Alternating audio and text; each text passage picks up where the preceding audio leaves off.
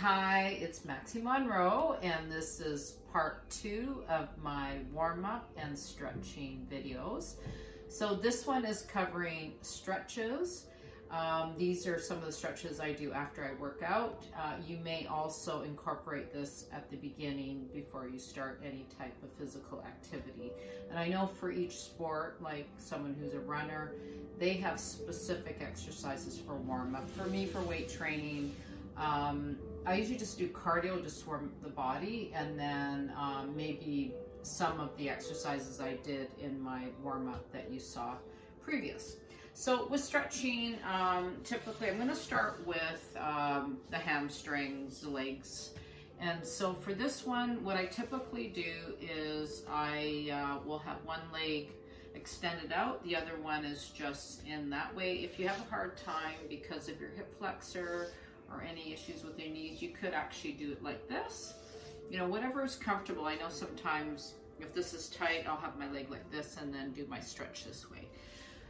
So it all depends on your flexibility, and like I said, you always want to modify. It's not about trying to injure yourself, it's about doing the movement so that it's safe. And I say this in every video, practice safely. And if you need to, you know, check with who you work with on, you know, what you can add, you know, always consult with the professional as well. Okay, so in this one, basically what I'm doing is I'm actually moving towards my foot as I exhale. So the idea is that you're stretching the hamstring, obviously. And so the whole objective here is breathing in, and as you exhale, you're moving towards your foot and you're holding that position for about 15 seconds. You want to make sure that you feel that stretch. Please do not pull more than you should. You know, I know when I used to do yoga and they used to push you, it'd be like, I'm gonna rip this muscle. So just really be mindful. Listen to your body. You're the one that knows, not me. So I'm just giving you some of my exercises to help with your daily routine or whenever you want to do something, some type of activity. So again, you're breathing in as you exhale, you're moving towards your foot, and you're holding this, breathing through it. And you should feel a stretch right through that hamstring. So you can do this 2 or 3 times. I do have another one that I'm going to show you on my back that will stretch the hamstring as well, and also into the hip flexor and the hips. Okay, I'm going to switch legs and do the other leg again. You're breathing in. As you exhale, you're moving towards your foot. You can touch your foot. If you can't reach your foot, don't put yourself at risk. Only go to as far as that you feel that stretch in the hamstring. So if you can just go to here, great. Just don't ever try to injure yourself. It's about doing this, doing it modified when you need to, and at the end of the day, I want it to be a positive experience, not one that's injuring you. So just always remember to breathe in and exhale, releasing after 15 seconds, whatever you want to hold that position for. Okay, so we've done that. So now, as far as when I've done I do a lot of upper body workout, and I actually have more of an upper body issue, so I constantly have to stretch the muscles above here. So what I typically do is I'll have my arms reaching towards the ceiling, and the way I do that is I actually cross my hands and then I pull up, pulling those shoulder blades up and kind of stretching that upper back, and then release, and again breathing in as you exhale, stretching those shoulder blades, and then release. You could do that 2 or 3 times, and then I typically do one for the tricep, which is, I think I showed this in my tricep exercises. This helps to stretch all this area here. And then I bring the arm across to stretch the shoulder blade. remember always breathing in and exhaling. Always get those abdominals engaged. Don't forget to engage those abdominals. I'll do the other arm. How's everyone doing today? I hope well. This is my favorite part of working out. It's actually the stretching. I know when I work out and I'm going through whatever I'm doing, and you know, it's like you're pushing yourself so hard. You're almost thinking like, I just need to get through to my last set even though I'm exhausted. And then when I can actually get on a mat and stretch, it's like, joy, joy, joy. Okay, so we've done that. And then now I typically will do my neck. And with the neck, I find it sometimes one of the areas that I find really difficult to stretch. So being careful. I actually don't like doing neck, like head circles. I find that everything's cracking, so I'm not very comfortable. I know some people do it. So the one I do is I basically take and I stretch the neck this way and that way and then forward, not too much on the hyperextended. I find it's really hard on my neck. So what you would do is you would take your right arm and you would place it around your head. I usually, to help kind of feel the pull, I'll put my opposite hand about here, and then I'm gonna, on the exhale, just pull slightly. You don't want to really jerk that neck too aggressively because you could hurt your neck. You don't want to be doing that. And again.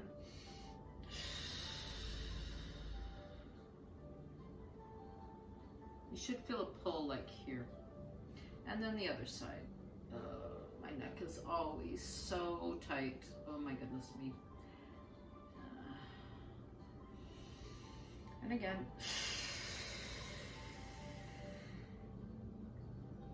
Being as gentle as you can. You still want to feel that stretch. Just be very careful. And then sometimes I just drop my head forward just to give that a nice stretch into my the back of my neck.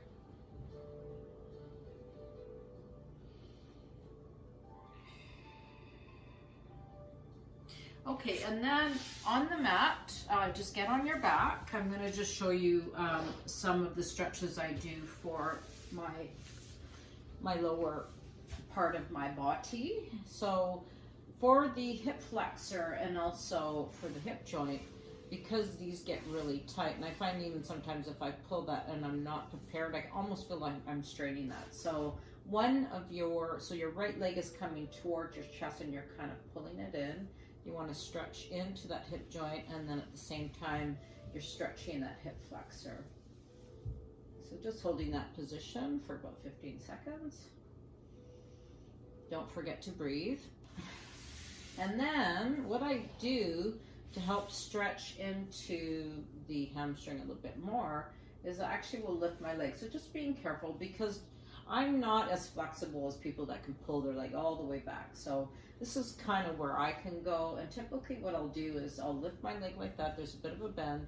And then I will actually just keep that position like that. If you see, I just go down and then flex back up and allow that leg to stretch into the hamstring. And from here, I may even do circles of my foot, just to release any tension in that foot. I mean, we're on our feet a lot of times. All right, and then what I do is I'll take the right leg and I'll cross it over to the left leg just to get a little bit more of a stretch into that hip. And hold that. I find this position hard. I really do. And then from there, what I do is I'll actually cross this leg over and I'll look the other way just to get a stretch into my back. Holding that position, and remember, you don't have to have the leg touching the floor, this leg, right? I mean, I have a hard time doing that. This is always the hardest stretch for me. All right, and then just release. And let's do the other leg. So again, left leg, we want to pull that knee into our chest, allow the other leg to drop. Be very careful not to be straining the hip flexor of the right leg. Just allow that stretch very so slightly. If you can pull it down, great, and just hold that position. I'm going to actually do my feet now. Just do a couple circles every other way just to help to release any tension. And now I'm going to go into that stretch into more the deeper part of the hip joint. And holding that for about 15 seconds. You can do this a couple of times. I'm just showing you the stretch, and you know, if you want to add 3 or 4 for each, perfect. You want to stretch as much as you can. You know, I think as we get older, we really lose our flexibility, so it's important to try to incorporate stretching all the time.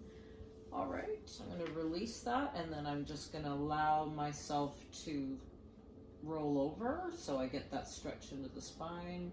My head goes the opposite way. Remembering to breathe in and exhale.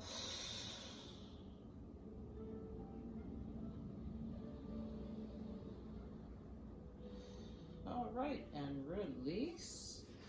Okay, so let's do one more stretching exercise. You could do one more. I don't know if I'm going to show it in this one because of the time. But if you're lying on your tummy, you could do a slight extension of, if you've ever done yoga and they have, you know, downward dog, I just can't show it because of the space. If I get up, you're not going to see me. So in this last stretch, this actually helps with stretching from side to side. So allowing the spine to have that stretch this way and then into the side.